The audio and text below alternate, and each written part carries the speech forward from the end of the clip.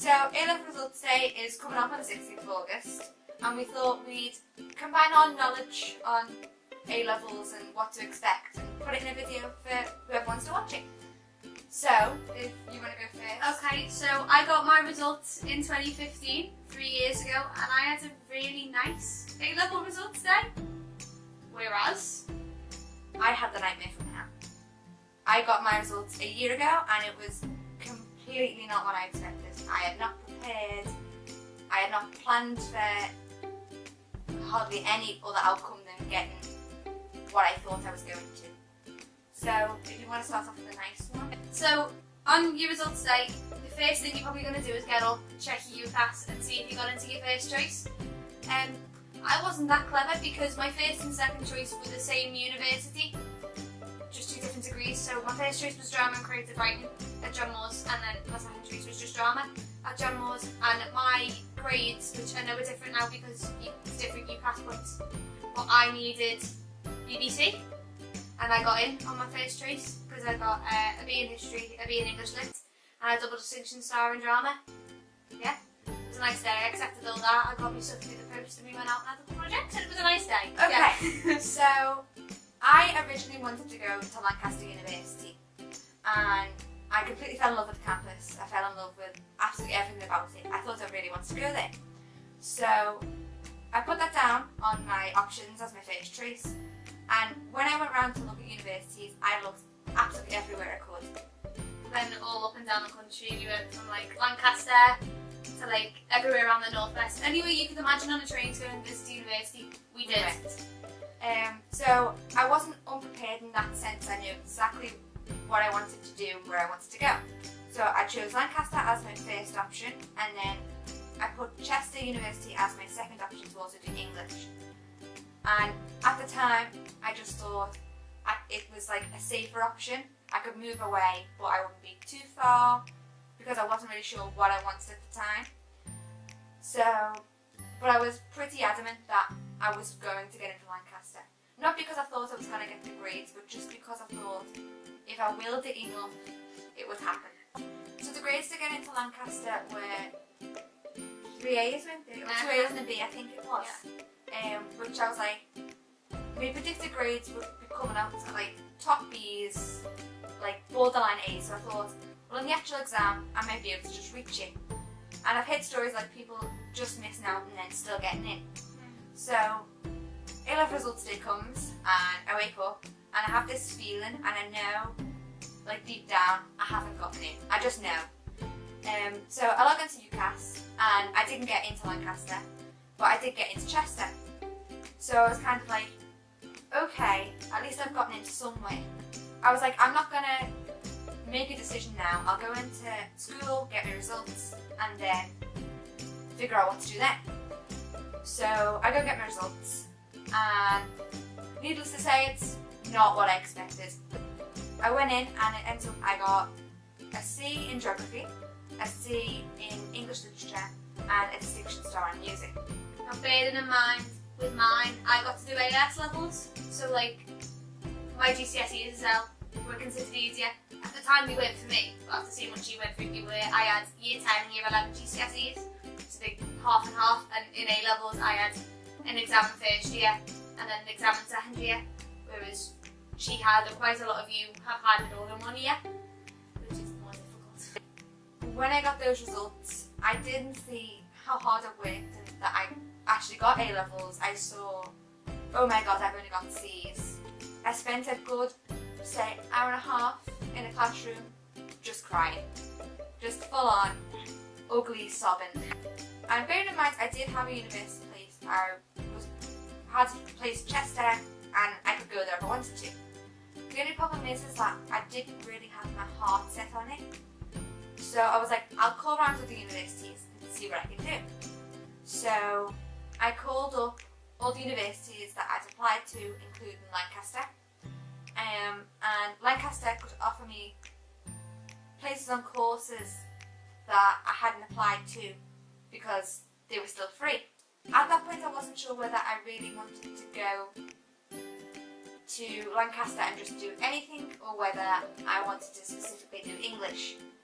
So I spoke to the head teacher of my school, who basically said, oh, I think you should do philosophy.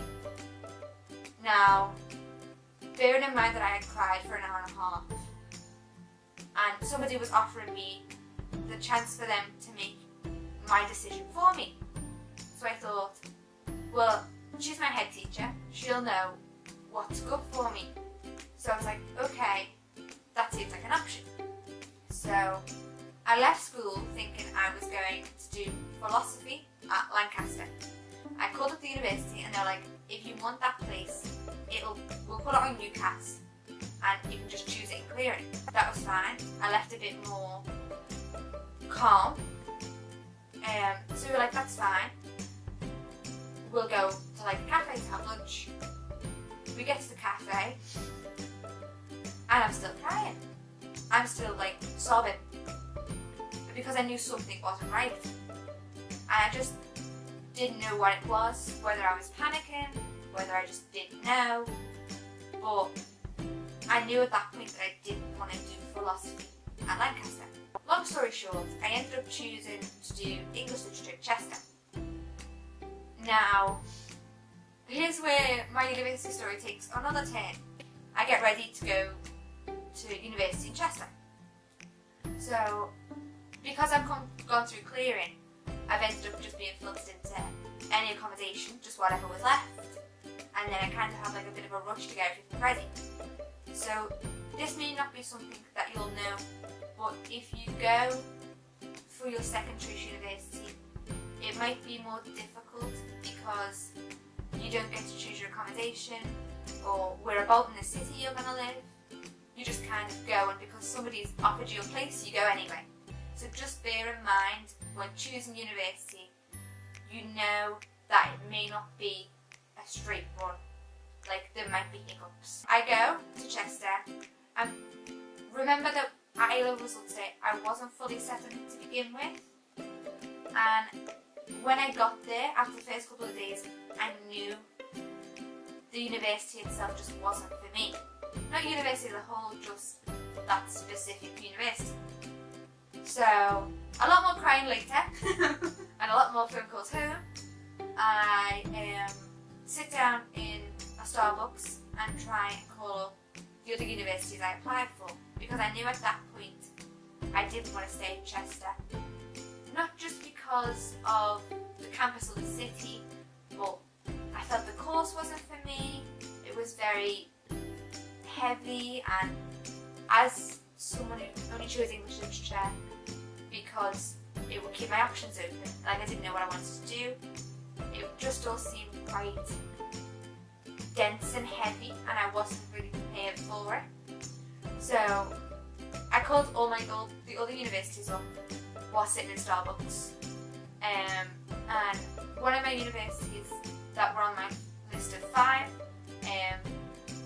Hope University in Liverpool, said we can offer you a place for English if you apply within the next sort of week, because it's like a week where people shift around and like universities are still accepting people. So within the first 2 weeks of university, like even if you're doing a course, like if it's a dual honours course, in the first 2 weeks you can change course, you can change university if it's not for you. It's not like, oh god, it's set in stone. Also, after your first year doesn't count. If it doesn't suit you, change your course. That's what happened to me. I did a dual honours, switched to single honours drama. Loads of people I know decided university just wasn't for them and left. First year doesn't count, so there's no stress. All you have to do is pass. At that point, I'd had a couple of English lectures and I knew that I didn't want to do straight English. They had offered me a place for English literature and media communication. And I'd never really explored that side because it's not really a big A-level subject in terms of like schools and sixth forms. A lot of people do it in college, but I went to a sixth form. So it wasn't really like an academic subject, so I didn't do it. So I was like, I'll go there. At that point I kind of just wanted to get out of Chester, because once you know you don't want to be somewhere, you'll do whatever you want to not be there. So I transferred over in the week and I just did all the paperwork, signed myself out of Chester, and then the week later I was in home. So I decided to move back home just because I didn't want another accommodation disaster. It would save me money because at Chester living away, I will be living on £20 a month, because something else they don't tell you is if you just get placed in accommodation, it might not be in your budget, which the place I was living really wasn't. So I really enjoy where I am now, and I feel like doing a dual honours and doing media has helped me explore myself academically, and it's not as heavy, and I've been able to make friends and ease myself into university. And what I will say is that when you get to university, your A-level results are never ever mentioned again. Nobody cares. So like at A-level, you were worried about your GCSEs to get into A-level, and then at A-level, you were only worried about your A-levels to get into your degree. By the time you start in September, nobody goes, what did you get at A-level? It don't matter. I've never had to say to anyone, oh, I got this, this and this at A-level. Nobody cares. So here are top 5 tips on how to survive results day. Number 1, have a list of all the numbers you might need to call during that day. The last thing you want is to be scrambling looking for the numbers of the other universities you apply for when you need to know what you're going to do.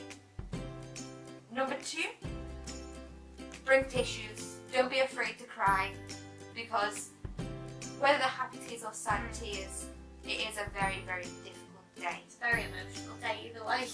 So bring tissues. Number 3, be mindful of the people around you, because if you get really good results and your friend doesn't, the last thing they want you to do is rub it in their face. And the other way around, if you get terrible results, don't bring down other people's achievements. Celebrate your friends. Either way, A-level results night, you can still go out and get drunk, or still go out and have a good time. Yeah, whether you get good or bad results. We went to Wetherspoons, it was great. Number 4, be aware of your family, because my mum, because the two of us had 2 different experiences of A-level results day, they are as nervous as you are. I was more scared for her A-level results than I was for my own. Probably vice versa, sort of. Number 5, don't rush into anything you don't want to do. There is a certain deadline on when you have to let UCAS know what you want to do, but you don't have to let UCAS know right away. On a lighter note, A-levels aren't everything, and you'll get through it. Everybody does. Everybody has to go through it, but it will be fine. It'll get better, and just enjoy the time that you have being 18, because it'll only be a once in a lifetime thing, and then be 18 again. So just enjoy it. Yeah, and either way, have a fun results day. Drown yourself in cake, either way. It's always a good option. Alcohol, whatever you want. Yeah, enjoy yourself. In short, a piece of paper doesn't define you, and it won't define you for the rest of your life. If you get your results and you get exactly what you want, then great, go for it. Enjoy university, and remember, if it's not for you, it's not for you.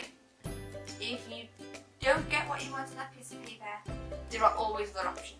So that was our video on A-level results day and why it's not the end of the world.